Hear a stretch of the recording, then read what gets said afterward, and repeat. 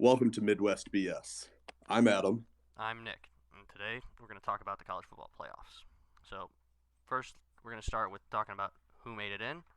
We've got Alabama at number one, Michigan at number two, Georgia at three, and Cincinnati at four. Adam, do you think these rankings are correct? I think these are definitely the best four teams in the country. As to whether or not that order uh, is accurate is another thing. I mean, Alabama did have a kind of embarrassing win in the Iron Bowl this year. Yeah, I agree. I think that they're correct. I think you can make an argument for Michigan being one over Alabama, but I really, I think Alabama is the best team regardless of that Iron Bowl appearance. They clobbered Georgia, and Michigan did really well against Iowa, but Iowa's not Georgia. You know what I mean?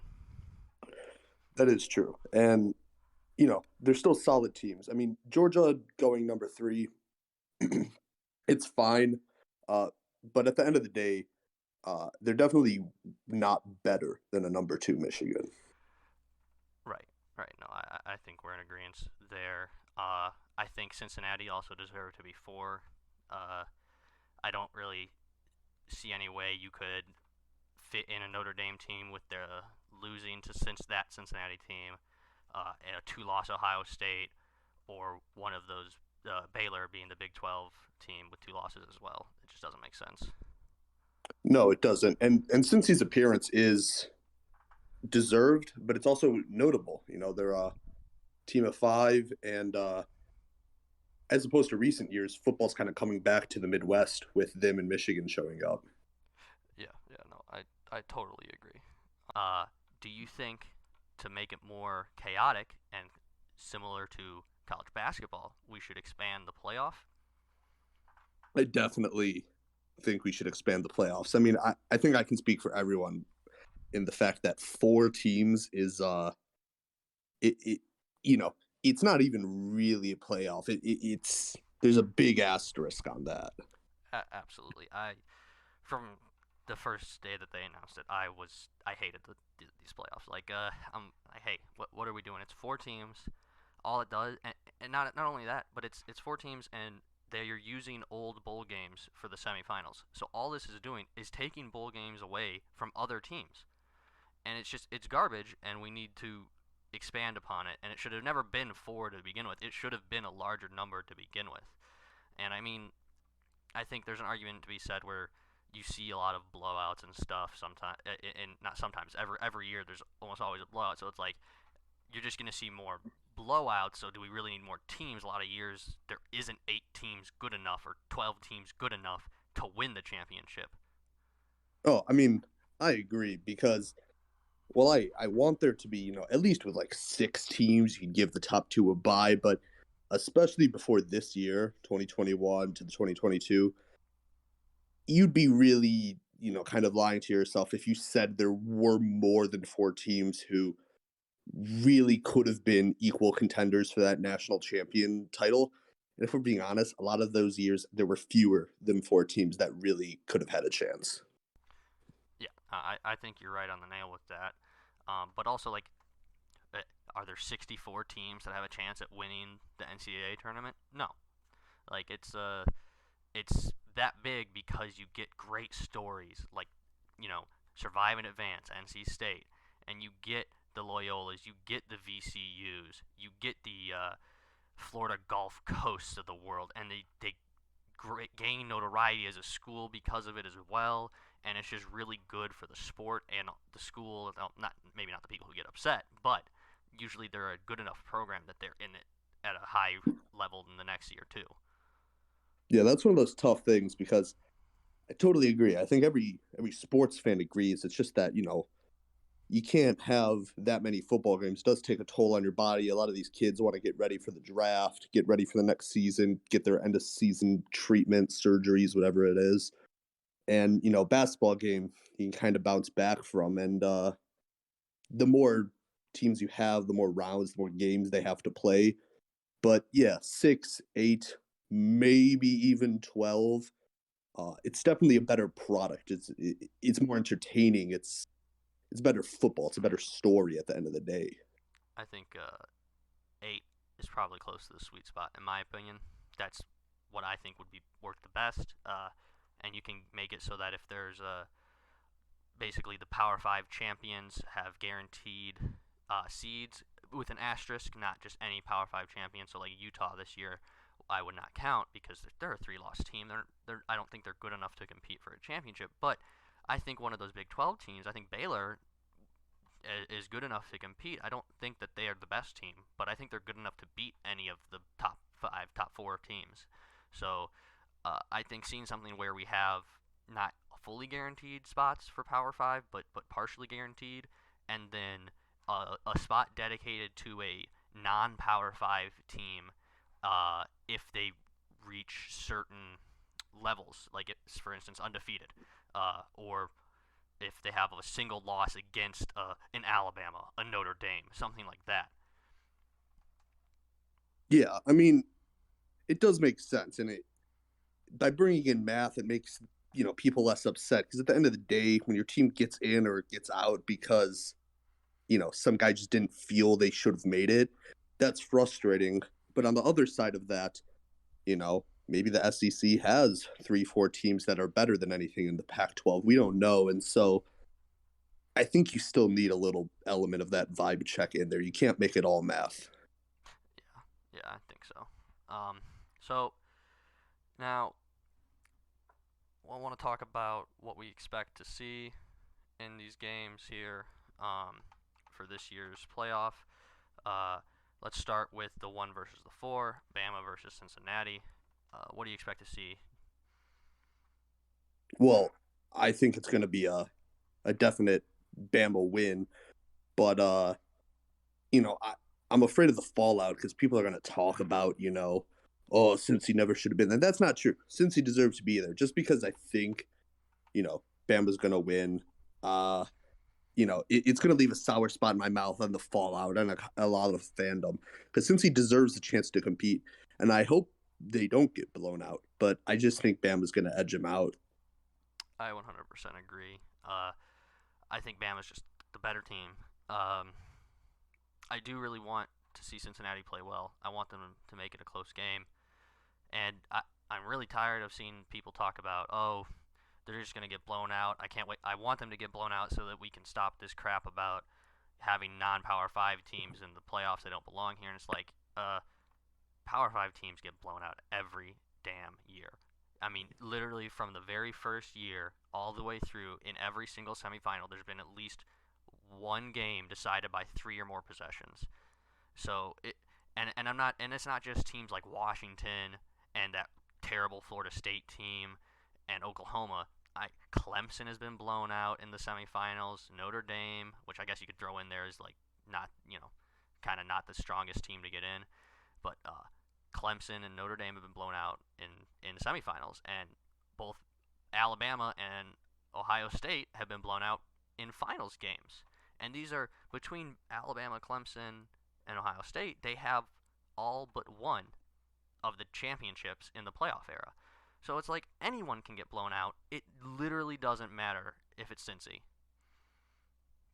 Yeah, I agree. We need to stand up for that because again, that chaos that is leading to teams getting blown out that are otherwise good is part of what makes the sport potentially exciting. That's always an option, but that chaos also means that there's always the chance that a team like Cincy, or in these past, you could argue that a Washington or a Notre Dame stars could have aligned and they could have won. I mean, Absolutely. crazier things have happened, and at the end of the day, we want to allow teams that really want it, that are hungry, to get the chance to play.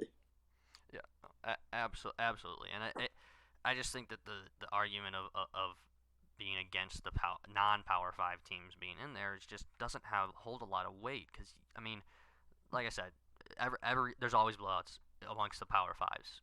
Even Alabama has gotten blown out, right? So, and it's like I'd rather see a well-rounded or like a fun to watch Power 5 team like a Cinderella story than an Oklahoma whom everyone knows can only do offense and has no defense whatsoever, and watch them lose 62-28 to just a better team like LSU beat them like that. And it's like every year I see Oklahoma in there, I'm like, I don't expect them to do anything because they're just going to get crushed by the more well-rounded teams, and it happens every single year. Yeah, I agree. And I mean, if you're talking about more well-rounded teams, closer games, I think we could talk about the other semifinal game this year, U of M versus Georgia. What do you think is going to happen? So, to me, I see like two very similar teams that hang their hat on the defensive side of the ball. You have uh, the best defense in the country with Georgia, who has had an incredible season. Uh, and it's just, for the most of the season, I thought it was a race to see who gets to lose to Georgia in the finals. But after Alabama kind of exposed them a little bit, I don't know if exposed is the right word, but after Alabama kind of, blew them out a little bit, they don't seem as indestructible. And I think that University of Michigan, they have a good, solid physical offense and a solid physical defense, and both our offensive and our defensive line, uh, very strong, very physical. They move people around, and I just see it being a close game and just a long, just slugfest, just defensive battle, just pounding the rock on the ground, and just I don't know if it'll be a high or low scoring game. I expect low scoring, but I could also see, I mean, being primarily run offense, Michigan's put up 42 points each of the previous two games. So, Yeah, I mean, you're right in the fact that I think it's going to be closer, and I don't know if it'll be a slugfest, but I think it's definitely going to be more competitive because while Georgia in many ways edges U of M out stat wise, including on defense, well, that U of M defense isn't nothing. Their D line on one side you have, who I think probably should have deserved the Heisman, Aiden Hutchinson, then Ojabu. I mean, any O line is terrified of one of those guys, let alone both on opposite sides. I mean, that's a nightmare. U of M has a strong running core. Haskins. I mean, that's not a little dance and juke running back. He wants to play, and the team culture kind of comes from Harbaugh, who I think is really hungry after these years of losing. It's coming off of this season finally winning against OSU. So you have this team Georgia who might be better stat wise, but you have U of M, which is not that far behind, and they really want it. So I think this is going to be a much more competitive game than the Bama Cincy. yeah, no, I agree, and I think it's important to express that both you and I, Adam, we both are Michigan fans. We are usually pretty good about being objective about Michigan, and especially in our mediocrity in recent years. So, but there might be there might be some slight bias in wanting to see our team do well finally after losing for so long. But I think that not just Harbaugh, but you have Aiden Hutchinson and Hassan Haskins, who are the emotional leaders of that team, and they have an enthusiasm that is and a tenacity in which they play football with that sets the tone for the rest of our team, and really just um, pushes us to compete at a level that is greater than the sum of our parts. Um, I agree. It's that essence of Midwest football that's coming back, a kind of just wanting at the heart. And I think that's great about this playoffs is it's kind of showing this dynamic shift. You have these two Southern teams, two Midwest teams. I think it's going to be great playoffs overall, and I'm just really excited to see what it brings this year. Me too. I think Cincinnati's program is on the up and up. I'm glad Fickle decided to stay, especially with them moving to the Big 12 next year. I would have loved to try to get him into the Big 10. I think they would have been a great fit, but I digress.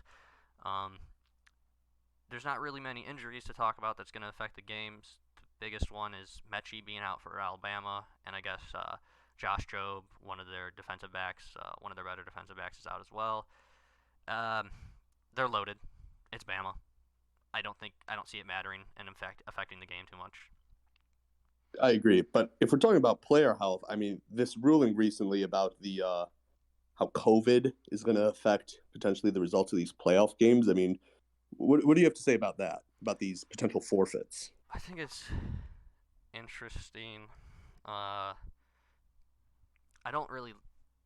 I'm not 100% sure how to feel about it. It is pretty. The news about it's fairly new, and the fact that they're saying that if a semifinal team can't play because of COVID, they automatically forfeit. At least what the article was saying on ESPN. It doesn't seem like they're going to be able to reschedule semifinal games, and that the final game, the national championship, can only be pushed back to the 14th if they need to reschedule. I don't know if I'm not entirely sure why they have such a hard and fast date on that, but if the team if they can reschedule the finals.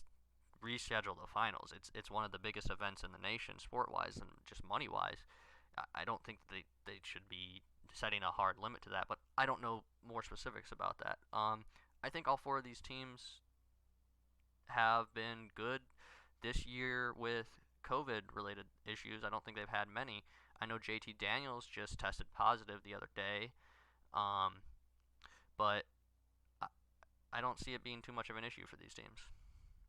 Yeah, I hope not because I like to see that they're being responsible. They're putting rules and protocols in place, and at the end of the day, it's all about the player health. But these teams have seemingly been pretty responsible, and I hope it doesn't get in the way. I hope one, everyone stays healthy, of course, but also that a game isn't lost or won because some team loses some players. And there's always going to be an asterisk on this year if that happens. And I really hope it doesn't because I think this could be just some good, solid football without the meddling of this virus.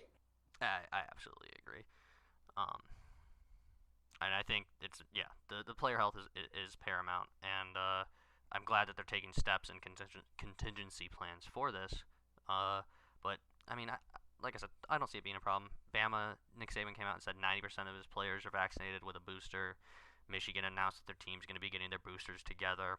I haven't looked into enough on Georgia and Cincinnati, but like I said, I haven't heard anything about them having COVID issues. So, Yeah, well, those are our thoughts. And you have anything else to say? well, not really, but well, we really should be going, and we'll see you next time.